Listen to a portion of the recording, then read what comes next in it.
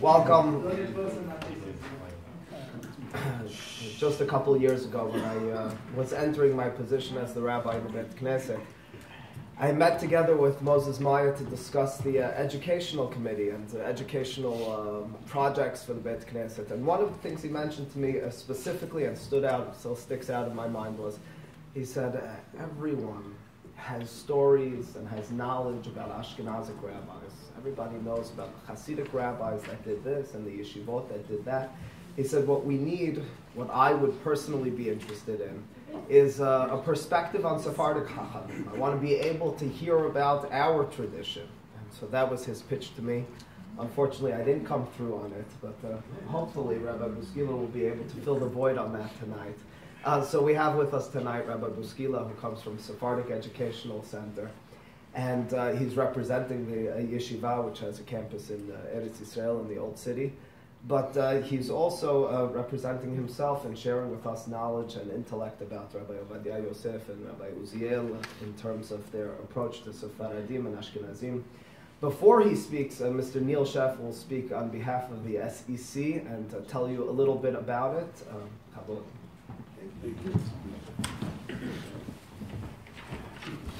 Shabbat Tov, everyone, and nice to be here. Thank you, Rabbi. I've been your father for many years, but now that makes me feel old when I say that. So, and I was also Moses' counselor, so that makes me kind of old also. So we weren't that far apart in age when we were there, but over the years, you know, the SEC started in 1980 with a beautiful campus in the heart of the holiest 1 mile of the world, and probably Rabbi Bouskila will tell you a little bit more about the history of the buildings. But when we started, we started bringing young people to the center from all over the world, from Mexico, from English-speaking countries, Spanish-speaking countries, and that was the first stage. Even though it was always the dream of the founder, Dr. Nessim, to have a program to train leaders and train rabbis, and 36 years later, we're really starting to fulfill that major part of that dream.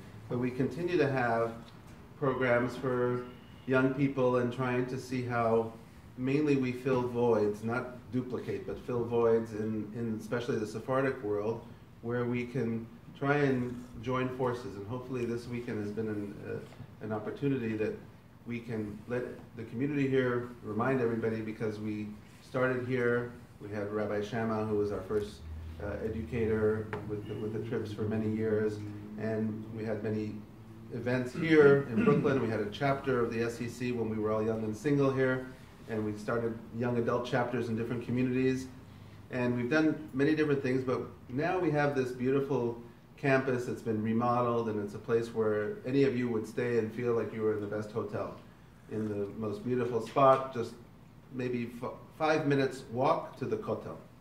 That's it. And so this is your home away from home.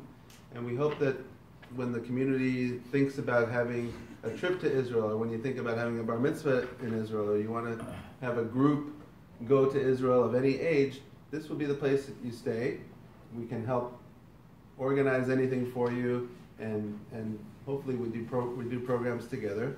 But the fact that you should all feel like there are many institutions, like there are many Ashkenazi rabbis, there are many Ashkenazi institutions in the world. There's only one Sephardic institution, international, in Jerusalem. This is it. And it's all of ours together, and we really welcome you to come and visit, be part of it.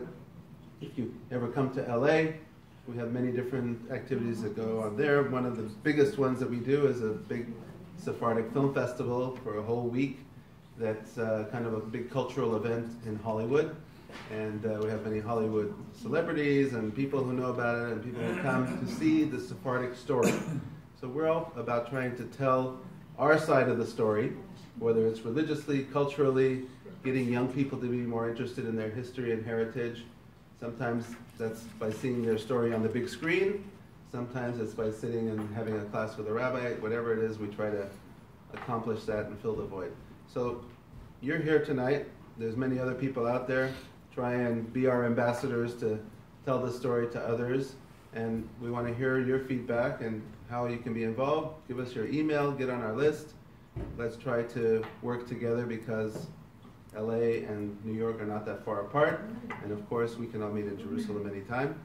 So thank you, and looking forward to hearing your feedback at all times, anytime. Thank you. And I'll leave these here. You can pick up just to see about the organization. Shavua Tov, Rabbi, thank you for this wonderful opportunity, and the Rabbi's words of introduction actually as to your conversation about trying to fill the void with the knowledge of Sephardic Chachamim is not exclusive to this Bet Knesset, to this community, but it's an issue that's, as we've learned, travels all over the world. I sit with rabbis who are Sephardic by identity, by birth, by Nusach in their Bet Knesset, living in Jerusalem, living all over Israel, who themselves openly admit that they, other than what they know currently and what's going on in the Israeli scene, what they see in front of them today, lack a knowledge, an intimate knowledge of even just the basic biographies of particular Chachamim, let alone studying their actual texts. And I'm going to address that for a few moments as sort of an introduction to the study of some of these selections that we'll look at together. So when I came to work with the Sephardic Educational Center about 6 years ago, I wasn't new to the SEC. I had been part of the organization as a rabbi. Even before I was a rabbi, I was a madrich. I actually had lunch today at one of my students who was on the trip in 1991 with us for a while. And then throughout my time as a rabbi of a community, I was always a supporter of the Sephardic Educational Center, and I was accompanying groups of young people going to Israel throughout the 1990s, and I took 2 or 3 groups myself. It was something always very near and dear to my heart. And for many, many years, before I actually worked for the SEC, I had many conversations with Dr. Nissim, who, as Neil mentioned, had a vision that he one day wanted to see the buildings of the Sephardic Educational Center become a Sephardic Bet Midrash that would teach the writings of some of the rabbis that he connected to. Primarily, one of them was Rabbi Uziel, who I'll speak about in a moment. So when I came into the Sephardic Educational Center, I said, let's make that our goal and our mission. And I basically charted out 2 populations that we would work with: teenagers and rabbis. How do we put that together? It's an interesting mix. It's interesting to work with those populations. A little bit of a different approach to how you deal with a teen group or a rabbinical group. This past summer, just to fast forward to what happened this past summer, and you could see it in the newsletter, we launched a program which I had envisioned for a while. The name of the program was Mitifta, and it was an opportunity for rabbis from Chutz La'aretz. Rabbi, you're invited to come, Bezrat Hashem, this summer. It's going to be an annual seminar for 2 weeks, where we had rabbis from all over the world. Actually, we had from Mexico City, we had from Canada, we had from the United States, New York, Seattle, Los Angeles. We're actually having a reunion of some of those rabbis, Bezrat Hashem, next Shabbat in Los Angeles. Rabbi Hassan from Seattle, Rabbi Abadi from Manhattan, Rabbi Akoka from Vancouver, Rabbi Tobal from Mexico City, and myself and Rabbi Ben Zaken in Los Angeles. We're all having kind of a reunion in Los Angeles. Shabbaton, we're going to be at Magen David, or Magen David, how do you pronounce it? And we're going to have a rabbinic panel to discuss Sephardic issues on Shabbat, inviting the community. So a lot of good things were generated from this program, where rabbis from all over the place spent 2 weeks studying this very question, not the biographies only of, like who were the rabbis, but what did the rabbis teach? What were their shelot uchuvot? What were their halachic texts? What was a shelah of Rabbi Uziel? What did it look like? What did it feel like to study that? Of Yosef Masas, of Chaim David Alevi, rabbis who maybe someone may have heard of, read a biography about, but their Torah was largely forgotten. And like I mentioned a few times today, the Hebrew term is a better term for it. Not that the Torah was forgotten, but I mean like people who studied it and forgotten it, but it was, in Hebrew they'll say, Hishkichu et Toratam. There was an agenda to make sure it was forgotten, to put it by the wayside and to say, we're no longer studying Mishpatei Uziel, we're no longer studying Asel Harav. These are not texts that are part of the canon anymore of the Bet Midrash. They became apocryphal on the outside. So if you read even in the newsletter, you'll see the reactions of many rabbis, community rabbis. And I was asked when I gathered all these rabbis, I mean, I listed some of the rabbis, these are people that have a lot of experience.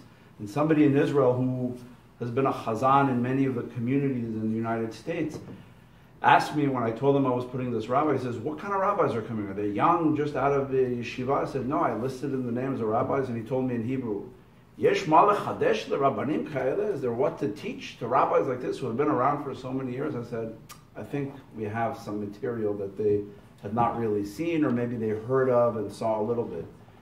And you find these are rabbis, Talmidei Chachamim, like my friend said, who have been around in communities for many years, who rediscovered their Sephardic identity through these texts on major issues, contemporary issues, halachic issues, issues of hashkafa that they really were not oriented to study with, because what happened to all of us is that we spent a lot of time in particular institutions, whether those institutions identified as Sephardic, modern Orthodox, it doesn't matter.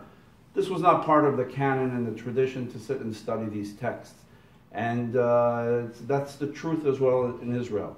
So we had this program this past summer.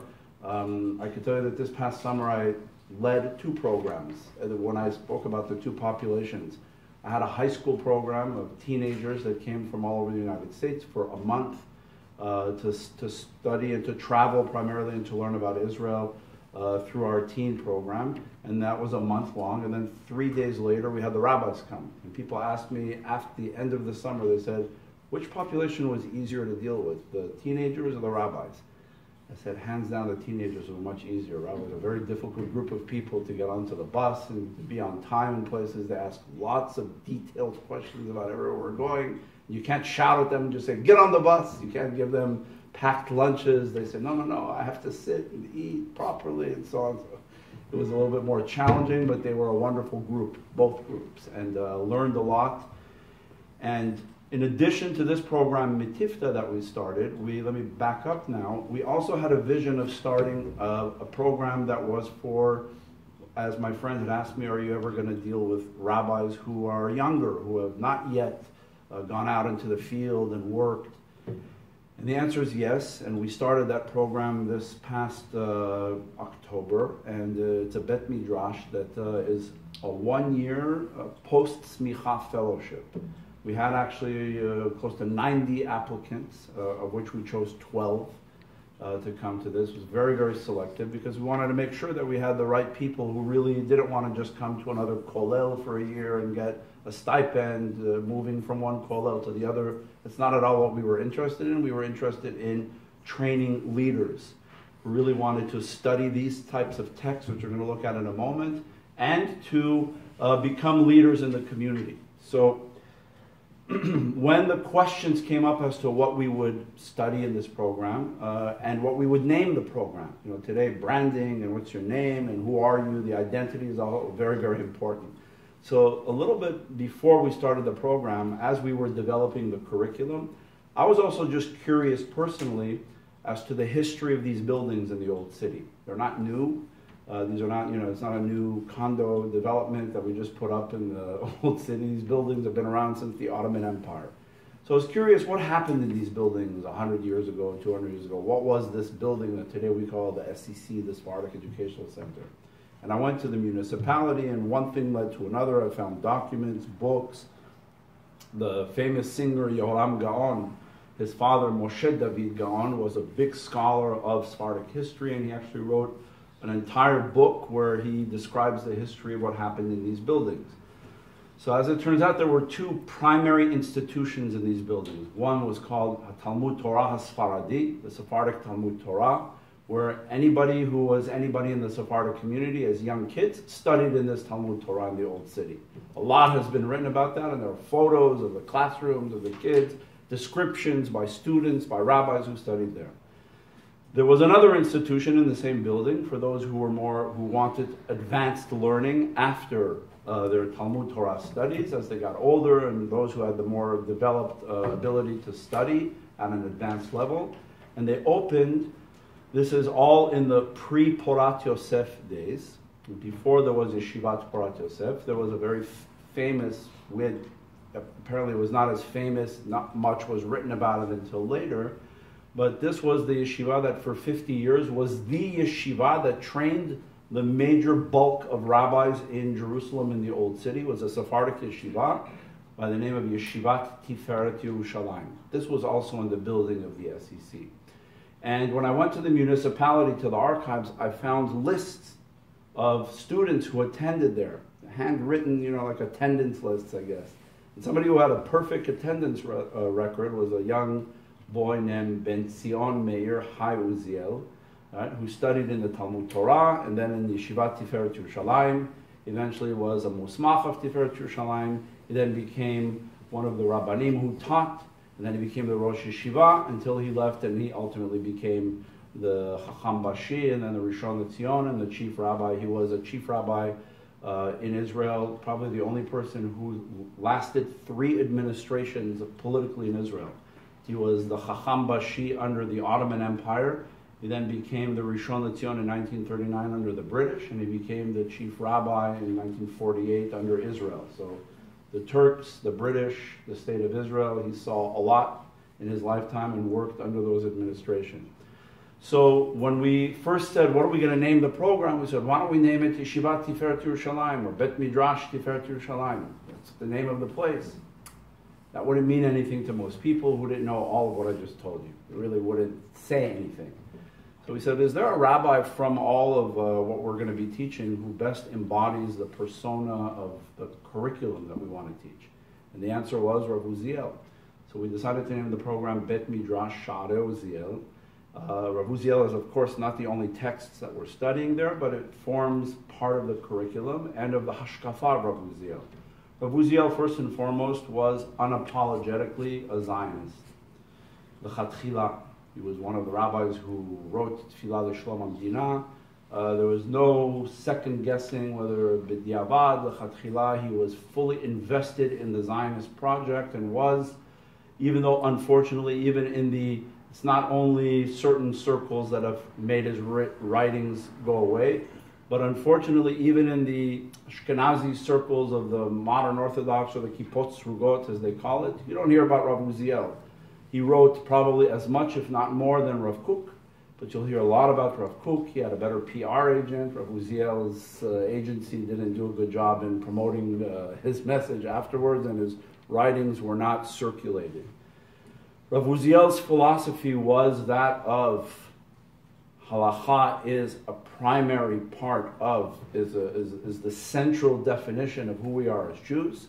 He wrote 9 very creative volumes of Halacha called Mishpetei Uziel.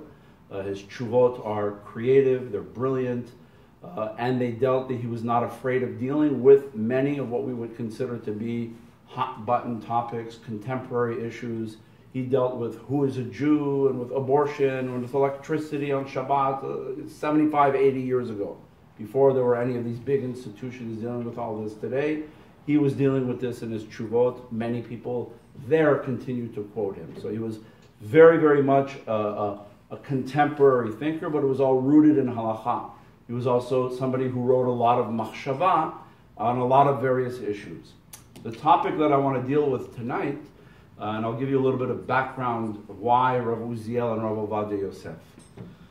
The topic about unity, about the question of Jewish unity versus Sephardic unity. Okay? Why did I pick this topic? Because this actually plays itself out in the writings of Rav Uziel and later of Rav Ovadia Yosef. They were contemporaries. Rav Uziel was older. Rav Uziel died in 1953, so he was only 5 years into Medinat Israel when he passed away. Rav Ovadia Yosef was in Egypt at the time, in the early 1950s, sent to Egypt by Rav Uziel. Rav Uziel, there's a very famous story that's told, after Rav Uziel's yeshiva and so on, if it didn't work out, Rav Uziel was connected to Porat Yosef. He was never the Rosh Yeshiva of Porat Yosef, he was the Nisi, like the president. He was very busy being the chief rabbi, but he was involved in the yeshiva, he had students there and he taught on occasion. And the story is told by many of the people who were students there, that when Rav Uziel suggested Rav Ovadia Yosef become the rabbi in the Beit Din, the head of the Beit Din and the chief rabbi in Egypt, so they had a going away party for the young Rav Ovadia Yosef, and it was on Hanukkah. And Rav Uziel at that time was very old. It was a couple of years before he passed away. He was not feeling well. He was already ill. He died. He had diabetes. He eventually had his leg amputated. He had a very difficult death, unfortunately, when he passed away. At a young age, he was 73, I think, when he passed away. So, b'kitzur, he was sitting that night, and the young Rav Ovadia Yosef, like the much older Rav Ovadia Yosef, later was the same, Margit Shiur, the same person delivering a Shiur. Photographic memory, 25 sources per minute, quoting to you, everything by heart. This was the style of Rav Ovadia Yosef from his youth. And so they said it was a night of Hanukkah, or before Hanukkah, and Rav Ovadia Yosef decided to give a shiur on Hilchot Hanukkah. And as usual, he was giving one after the other sources, and it was very difficult for people to follow. There were no handouts, and he was just speaking and quoting, V'chen katav, v'chen katuv, v'ayin sham, and see this and that, and so on. And they said that whole time during the shiur, Rav Uziel was sitting there, falling asleep. And people were looking, and they were saying, Chaval, the rabbi is very old already, he doesn't even have the strength to hear the shiur of this young genius. It's Chaval to see the rabbi go away like this. As it turned out, he wasn't sleeping.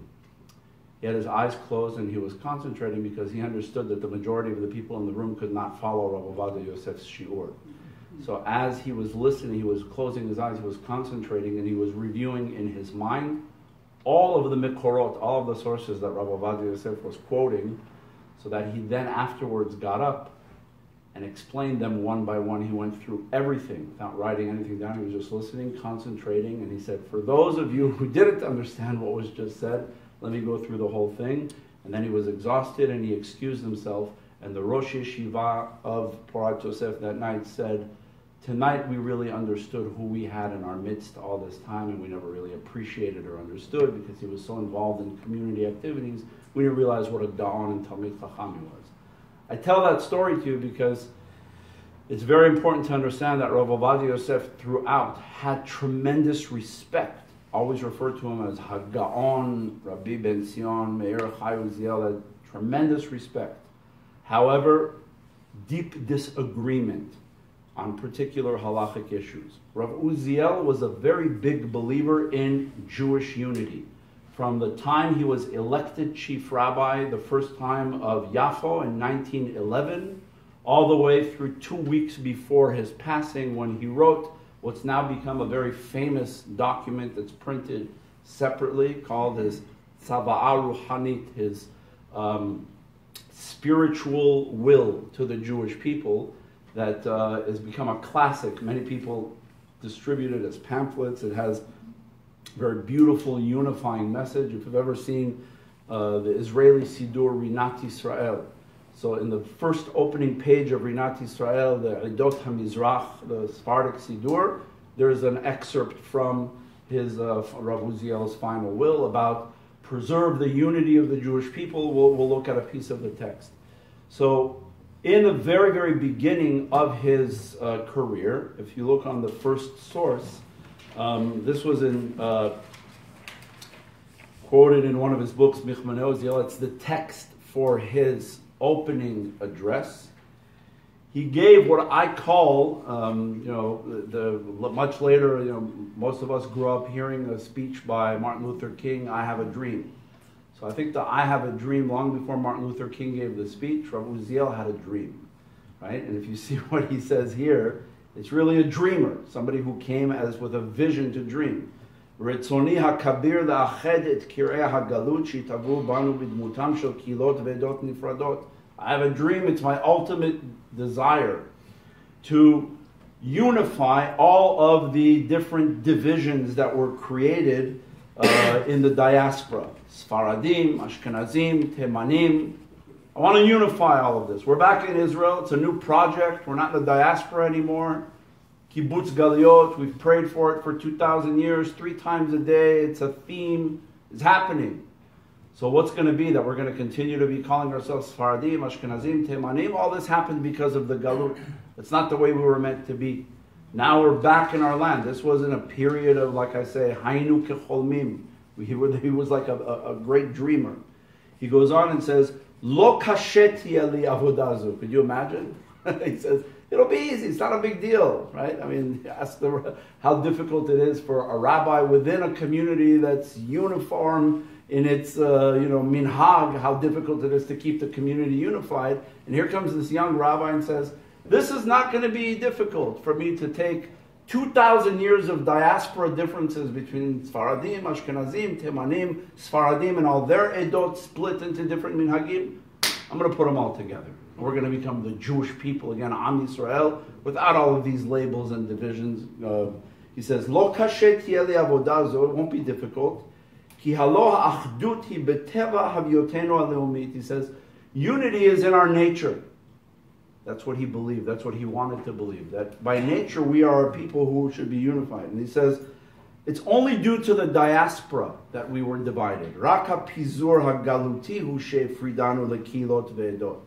Right? It's only because the diaspora that we became different communities. V'natna befinu sfot hagalut, and that's why we speak the languages of the diaspora, Arabic, Ladino, Yiddish, whatever it is. Right? He says, "Ubeshuvenu arza," and as we now come back to the land of Israel, and shum siba la'amshich et perud hagola lekilot morchavot u'lesafot shonot. There's no reason to continue this any longer. Aval kila achat te'ached otanu bepnimiutenu. We will be one community within. V'gdolat tiyeh zchuti, and my greatest merit will be im uchal la'azor la'agshama meira u'meleah shel achdut zu. If I could help make this happen. This unity. Now here it sounds like a slogan. Nice to say. It's a speech. You want to, whenever you're giving this kind of an inaugural speech, you're going to speak with big ideas. Okay? Anybody who takes office the next day after the inaugural speech knows that the reality is not on the ground exactly the same as the big vision he has. Easier said than done. But that's not really the issue here. What I'm about to explore with you is not whether it would be easy to get Sfaradim and Temanim and Ashkenazim in one room and say, let's all agree to be the Jewish people. Maybe that was possible.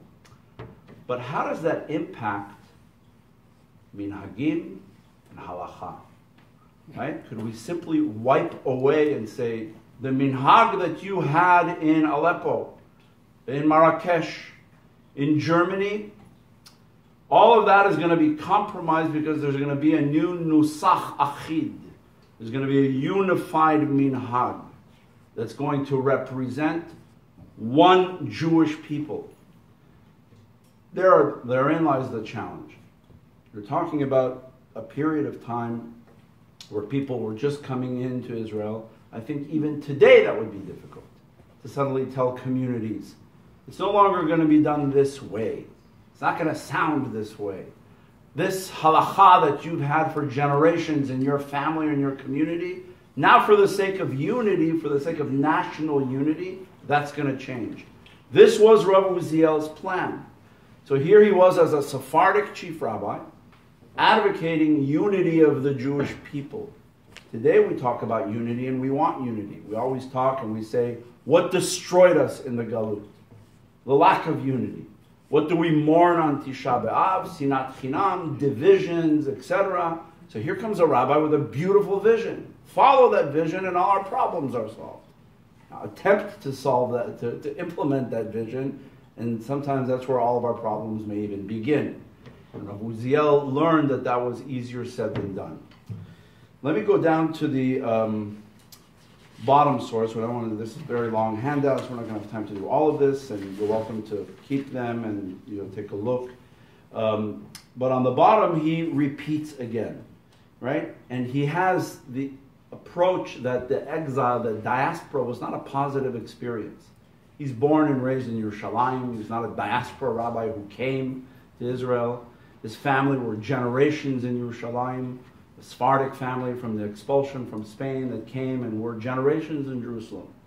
So he says again on the bottom text, he says, Hagalut Hamara, this bitter exile, Kar'a otanu, tore us apart, lekehilot ve'edot nifradot, to different communities separate from one another. Bemerchake makom ve'evdele sfat hadibur.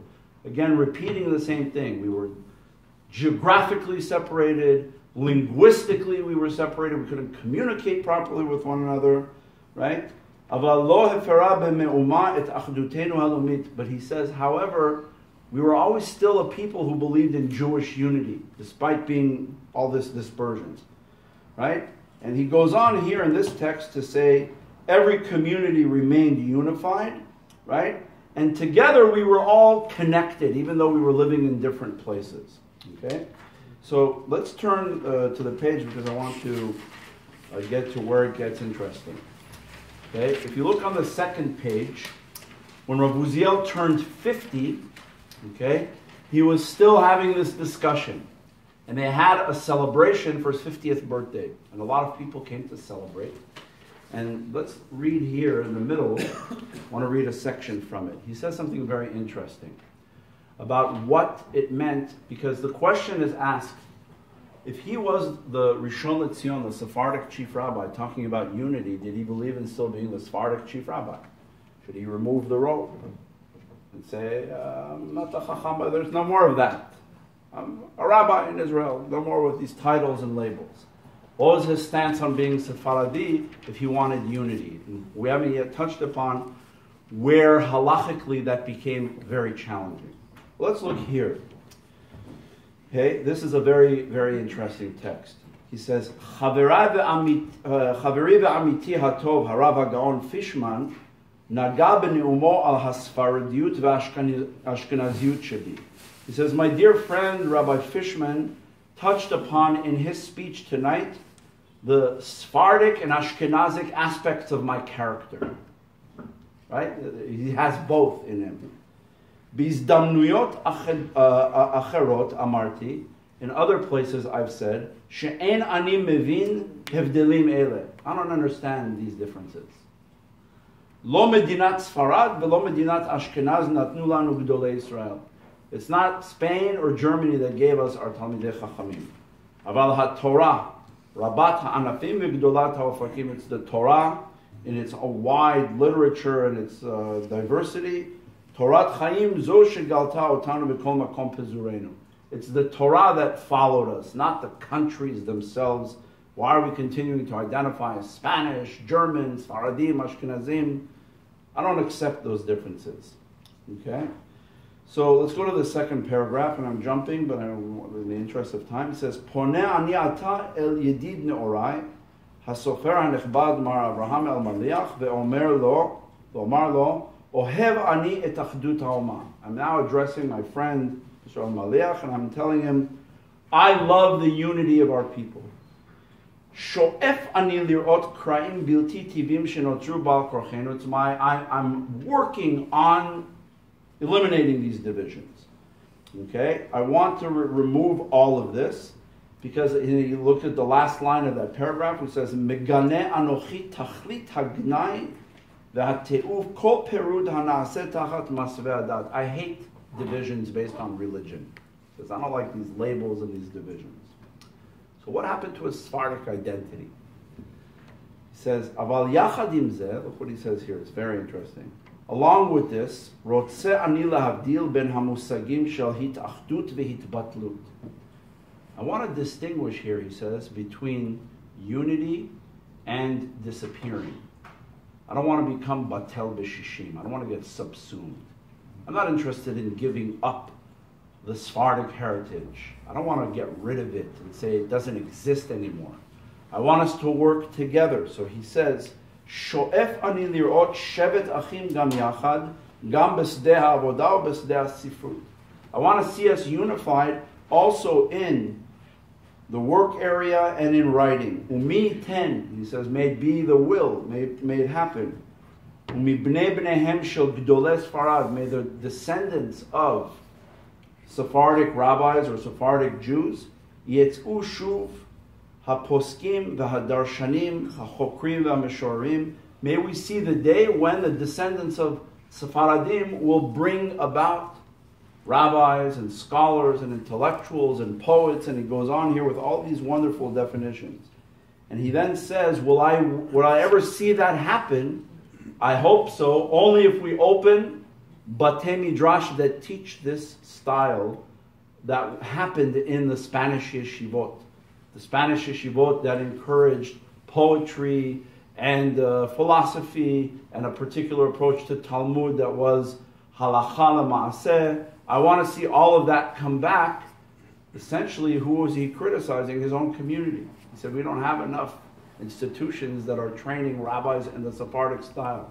Now, he believed that rabbis trained in the Sephardic style has nothing to do with ethnicity.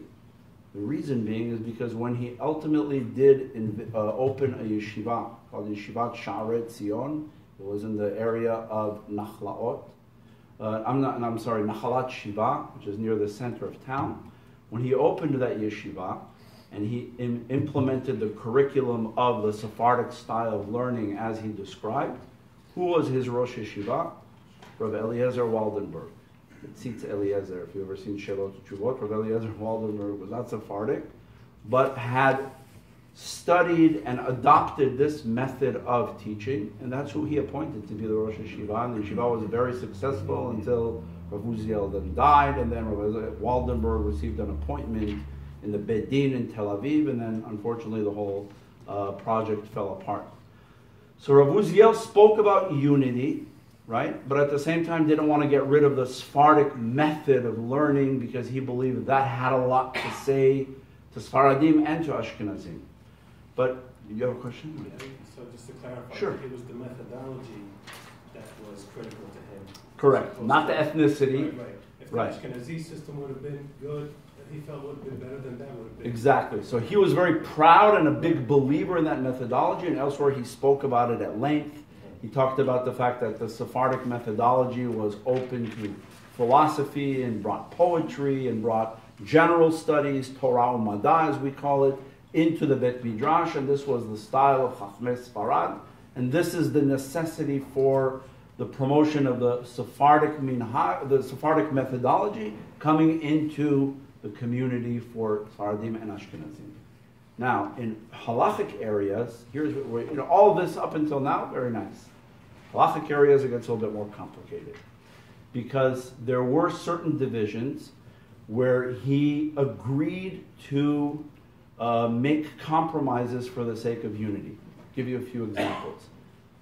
First example, just for you to understand, is he never wanted in any way to remove particular things that people will identify as Sephardic because he knew that would be emotionally and practically too difficult. So for example, he would never tell a Sephardic synagogue, get rid of your Nusach and your Makamim. That identifies a Sephardic synagogue, and he was very deeply connected to that, and he wrote that that must continue.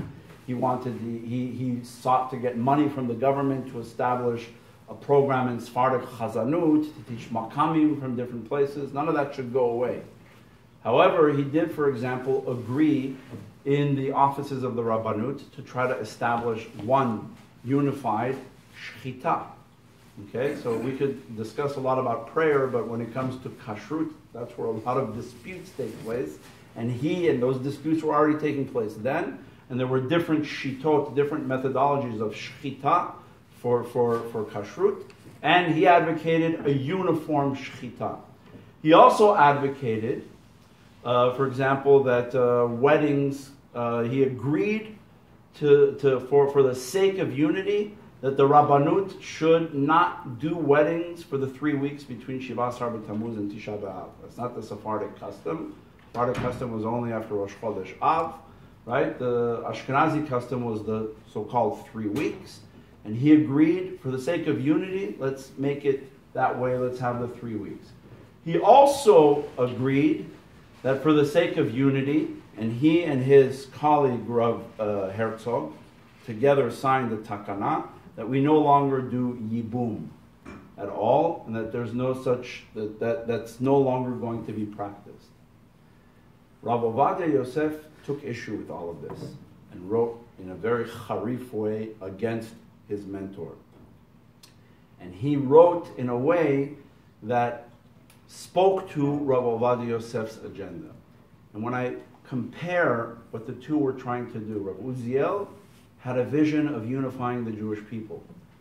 Rav Ovadia Yosef had no such vision. But what he did want to do was to unify the Sephardic minhag in Eretz Yisrael. Exactly the language that Rav Uziel speaks about the differences between Temanim, Sfaradim, Ashkenazim. Rav Ovadia Yosef spoke the same language, except take the Ashkenazim out and he said we no longer have Moroccans and Temanim and people from Iraq and Irakim and Syrians and so on. We have one unified Sephardic halacha. That was his agenda. Lahachzir atara leyoshna. And if you heard the Ben Ish Chai say something, or if you heard your rabbi in Morocco say something, or your rabbi in Aleppo say something, and if any of that disagrees with Maran, the Shulchan Aruch, it's no longer valid. We have one unified Sephardic halacha. So here Rav Ovadia wanted to not only unify Sephardic halacha, but to defend Sephardic halacha. So look what he writes here on the very last page. Let's stop with that and then we could wrap up and discuss. In two separate places in Tshuvot, he wrote about Rav Uziel's plan and vision. And so he writes here, Bevo'i shana zo lesharet bakodesh, be'ir ve'em be'Yisrael, Tel Aviv Rabati ve'amachoz, when I've now come to Tel Aviv to serve as a dayan, Horeti b'siyata d'shmai l'rabanim roshmei hanisuim b'rabanut harashit Tel Aviv Yafo, I instructed the rabbis who sign people up, register people for getting married, להרשות לעשות נישואים לספרדים ועדות המזרח גם לאחר י"ז בתמוז עד ראש חודש אב ולא עד בכלל. I told them, any Sfaradi Edot HaMizrach coming to get married during the 3 weeks from Shiva Asar B'Tammuz up until Rosh Chodesh Av, okay, to permit doing that. Right? And he says, Kedat Maran Shekibalnu Horatav. This is the opinion of the Shulchan Aruch.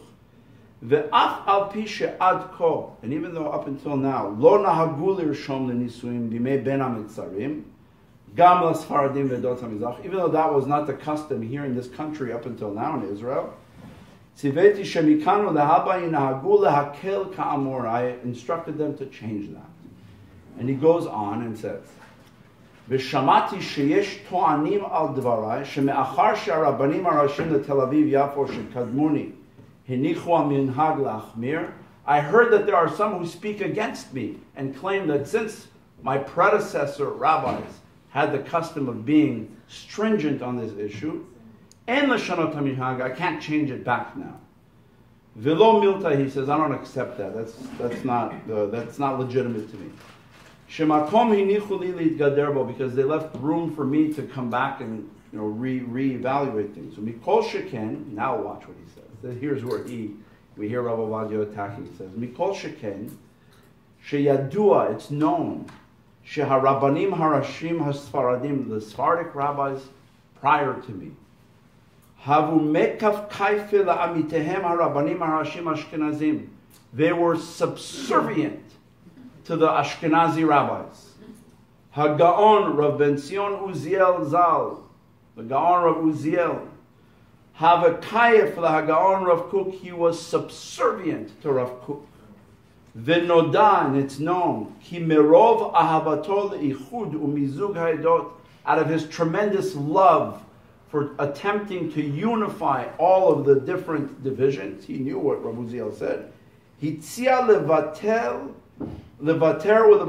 afet hashchita Sfaradim. He suggested to even get rid of shchita of Sfaradim. V'iskim sha'Sfaradim yikablu alehem minhagei hashchita sh'Ashkenazim, and he agreed, for the sake of unity, that Ashkenazim will start eating shchita according to the shita of that Sfaradim will eat the shchita according to the shita of Ashkenazim. He says, however, me, Anan, Delo kaifinan toda le'elit barach. I'm not subservient to anybody, thank God, right? Al mishmarti amoda lachzir atara liyoshna. On my watch, I will insist to restore the Sephardic crown to its former glory. Ulehorot kedat maran shekibalnu horotav, and to rule like the Shulchan Aruch, whose rulings we've accepted. And look down below when it comes to the question of Yibum. Watch what he says here. This is the final text.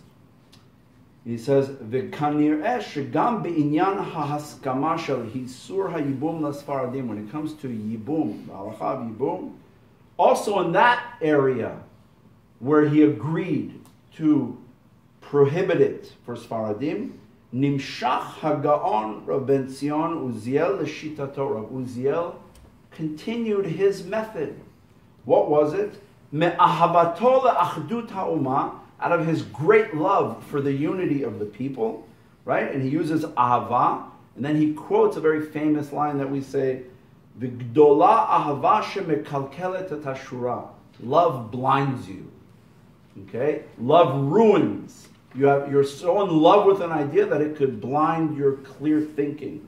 And he says, Ube'emet, and in truth, Chalila levatel piskei rabonenu mare de'atra gdolei rabbanei Sfarad.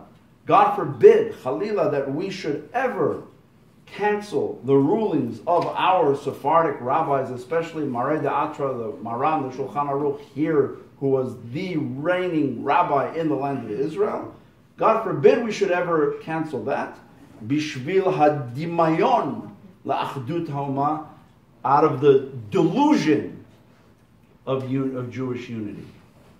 Now, when you look at Rav Uziel and Rav Ovadia Yosef, they spoke very differently, but they also lived in different times. Rav Uziel's vision was the vision of a dreamer the state was being built.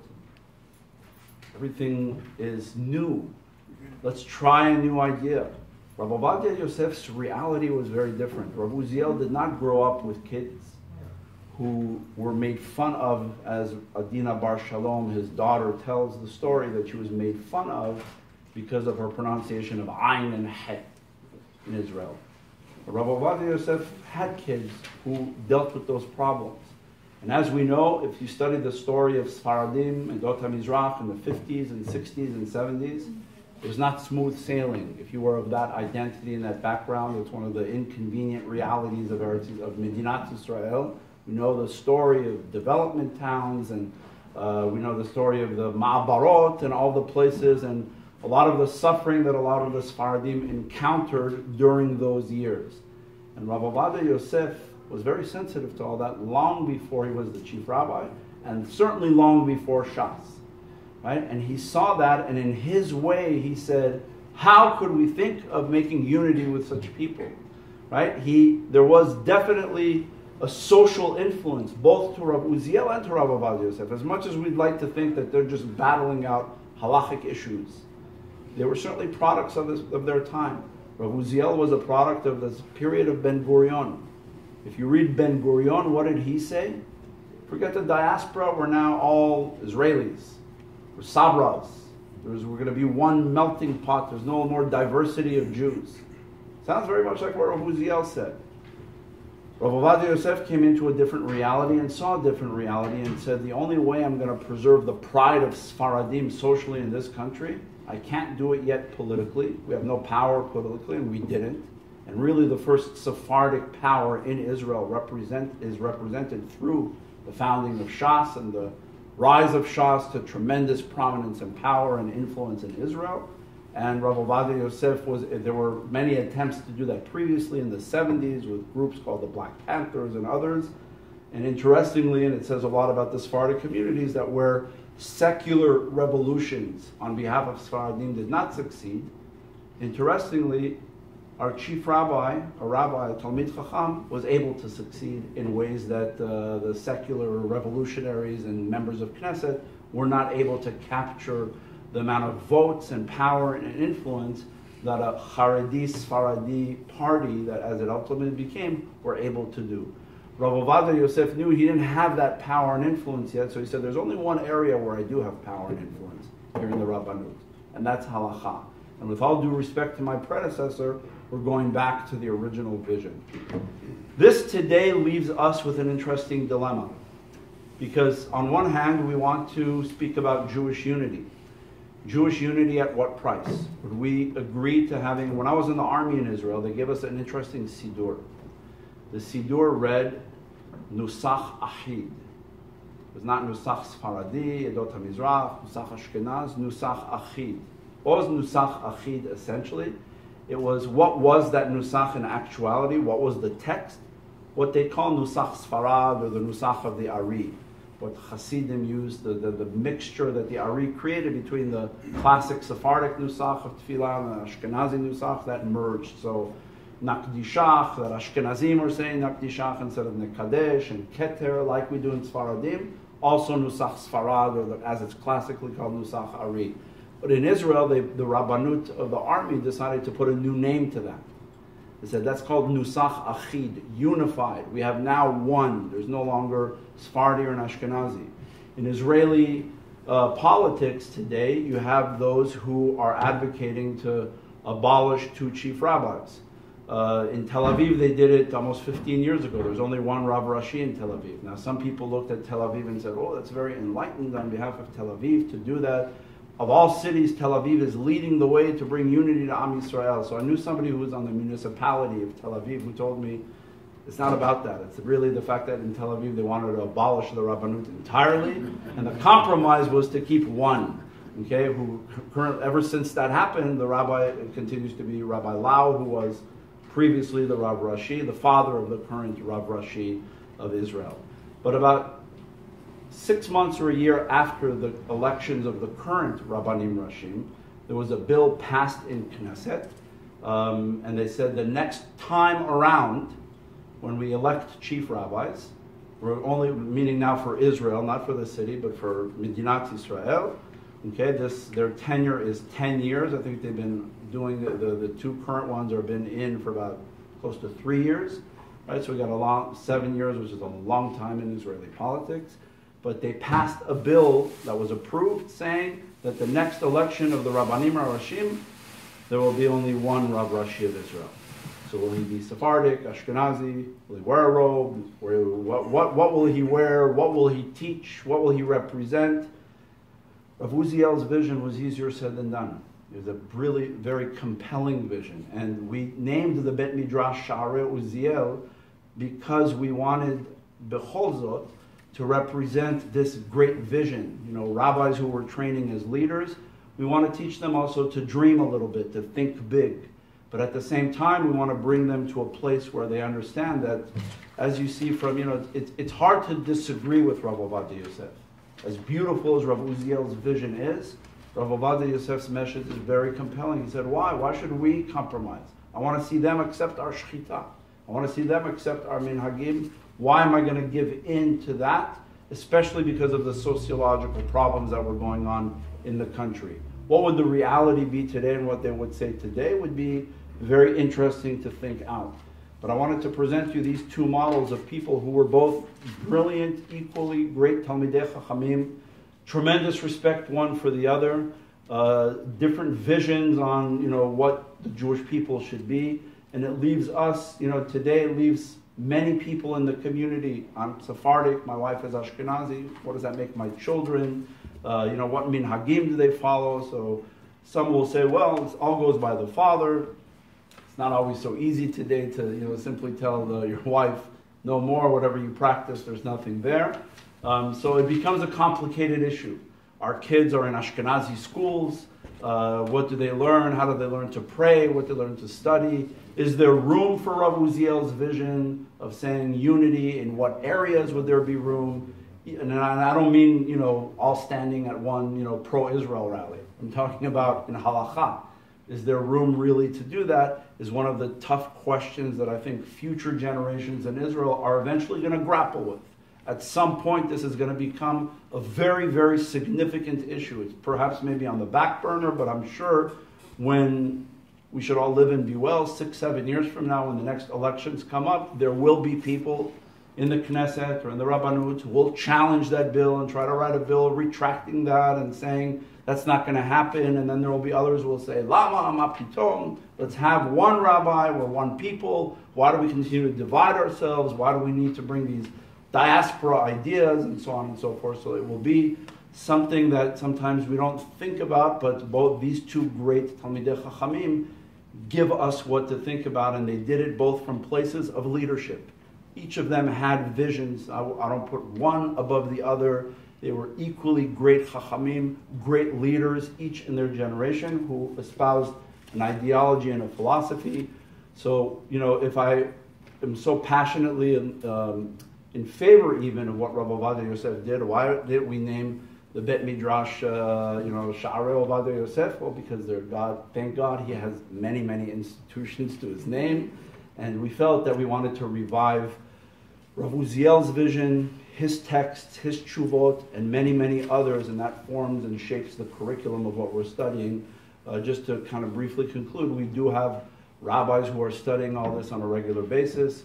It also includes our program not only includes the study of these texts, but also many other issues. We have professors, psychologists, social workers who come and teach them, so that the rabbi, like Rav Uziel's vision was, in his yeshiva, is a professionally trained rabbi who knows how to speak, knows to listen to young people, knows to deal with the contemporary issues, is not afraid, even in the areas of halacha, to tackle head-on contemporary issues and to understand how we could move the Torah and the Jewish people forward. Sometimes, just like I mentioned earlier, and I'll conclude with this, it's easier to kind of like close our minds to all this and to say, I don't want to ask the difficult questions. I think in 1993, that era ended. I say that not because I became a rabbi in 1993, but because when in 1993 I became a rabbi, something else was born into the world that changed the way I think all rabbis need to approach life, especially when we're dealing with young people. Once upon a time it was big and clunky. Today we walk around with it even on a watch band called, access to the whole world and to a lot of information on the web. And when I stand in front of young people who have access to so much knowledge and information, good knowledge, garbage knowledge, and everything in between, and all sorts of things that kind of stir their minds, it's really, and by the way, I could tell you that in Israel, in our Bet Midrash, we have rabbis that are sitting there. It's a very interesting mix of people that we have. We have Sephardim, we have Ashkenazim. It's kind of Rav Uziel's vision, sitting together in the Bet Midrash, studying these texts. We have rabbis that will identify and say, I'm a product of the Shas educational system. We have rabbis that come from the Hesder educational system, of the Kippot Srugot.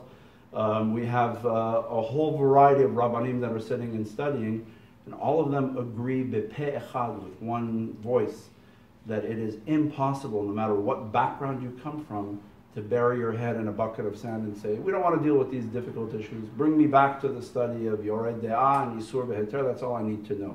They all well know and understand that without those practical, difficult questions, which were the core of Rav Uziel's Shelot Chuvot years ago, that they're going to have a very, very difficult time being effective leaders. They may be able to give a psak halacha on basar b'chalav, which is also important and very important.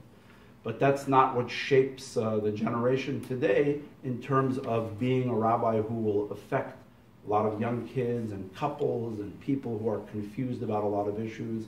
The rabbi needs to have a broader vision and understanding, and that's what we're doing in the Bet Midrash, hence its name. And I think, and by the way, we also do teach Rabbi Ovadia Yosef's texts, just to understand, because they're equally important in terms of their breadth, their knowledge, their brilliance. This is our Bet Midrash, this is our program, and I hope I gave you a little bit to think about tonight. Thank you so much for the opportunity. Two questions. Sure. One, that Sephardic, the Spanish way of teaching with the philosophy and the poetry. Yeah.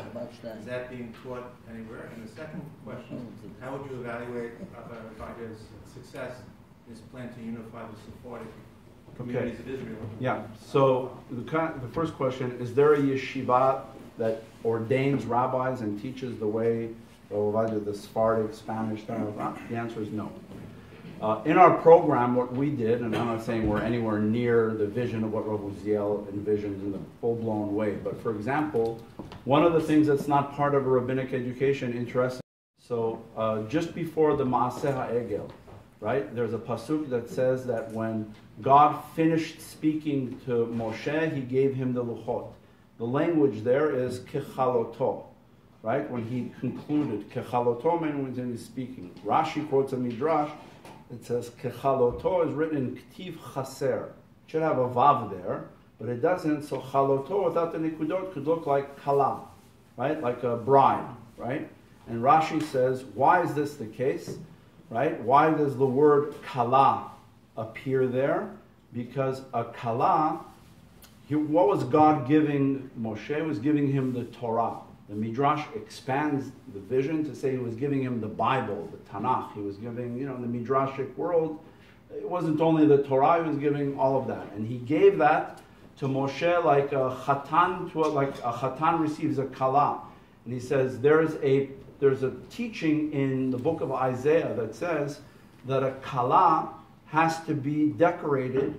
When a bride is decorated, she's decorated in 24 precious stones. And it says, Ma kala mitkashetet bekaf daled kishutim. There's 24 decorations on a bride. Kach talmid chacham tzarich liot baki bekaf daled sfarim. A talmid chacham has to be baki, has to know the 24 books of the Bible. This is not part of rabbinic education, to study the Tanakh. As a matter of fact, I've heard many people say, no, we discourage the study of Tanakh. We study exclusively Gemara. I went through the yeshiva high school system, all the way through YU Smicha. We didn't open a book of Nevi'im and Ketuvim ever, right? In the Sephardic yeshivot, that was not the case. That was not at all the case. And you could read very, very clearly that they studied Tanakh. That's why the Parshanut of the Tanakh was born in the Golden Age, as it was called, or even before that. So in our program, for example, we made sure that every single day the rabbis have a seder in Tanakh, in Nevi'im. This year they're studying Sefer Yeshayahu with Parshanut, not only because of the idea of studying Nach, but also the message of Sefer Yeshayahu, which deals with a lot of very big vision of issues and so on. So we're doing that in a small way, but there's no place that's absolutely doing that. As to your second question, do I think Rabbi Ovadia Yosef succeeded? In some places, yes. But in many areas, no. Primarily the community that has rejected outright Rabbi Ovadia Yosef's attempt at erasing their history is a North African community in Israel, which forms the majority. I mean, interestingly, the majority of his members of Knesset are not Syrian or Iraqi, but they're Moroccans, right? The majority of the Shas people that were built Shas were all people from North Africa. Their rabbis, Rav Masas and others from Yerushalayim, from other places, rejected his attempts. There's a rabbi who actually teaches in our program, Rav Shlomo Toledano, wrote 4 books, 4 volumes, going through Siman by Siman Yalkut Yosef, and everywhere where Yalkut Yosef, or Ovadia Yosef's son, challenges the North African tradition, he challenges it back. Right? So many of the Sephardic Moroccan communities have rejected that outright. Ovadia Yosef succeeded tremendously in influencing lots of people, many of whom were, Masortim, were not knowledgeable necessarily in particular areas of halakha. But for those who knew, they didn't accept what he said. They had tremendous problems with it, and they put it in writing. All in friendly language, by the way, not, in attacking the way he, just like he did here with Rabbi Uziel. It's spoken out of respect, but they respectfully disagree. They didn't all accept it. Any other questions? Or thank you, everyone. Shavua Tov. It was a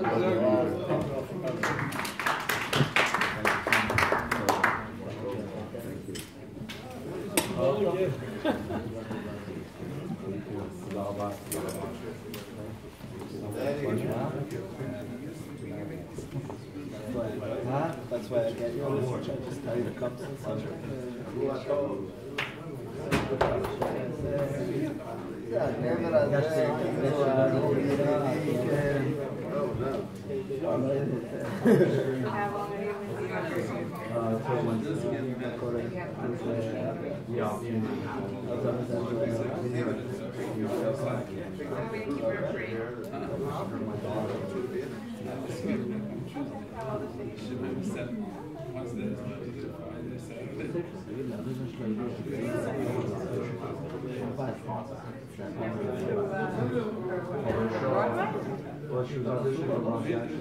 Basically, they get the, you know, they get that